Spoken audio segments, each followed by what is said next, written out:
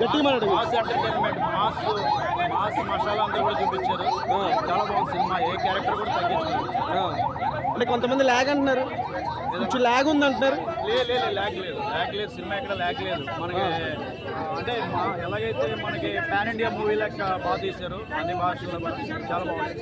Concept ఏంటి, content ఏంటి అసలు? కంటెంట్ అనేది ఎవరి చేతిలో పడితే వాళ్ళు, అంటే గన్స్ అనేది లైసెన్స్డ్ గన్స్ అనేది ఎవరి చేతిలో పడితే వాళ్ళు చేతిలో గన్స్ ఆగలు. ఫస్ట్ హాఫ్ ఎలా ఉంది, సెకండ్ హాఫ్ ఎలా ఉంది? ఎవరికి సినిమా సూపర్.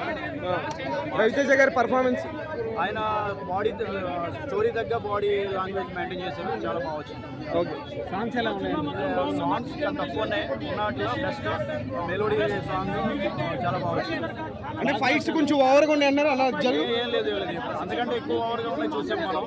కానీ ఆ స్టోరీకి తగ్గ ఫైట్స్ అవి. స్టోరీ దగ్గర టైగర్ నాగేశ్వరరావు తర్వాత వచ్చింది కదా, అది మీకు ఎలా ఆ పర్ఫార్మెన్స్? కెరీర్లోనే చాలా biggest mass entertainment. Sankranti post phone చేసుకుని ఇప్పుడు వచ్చింది కదా, సంక్రాంతికి వచ్చి ఇంకా బిగ్ హిట్ అయ్యేదా? ఎస్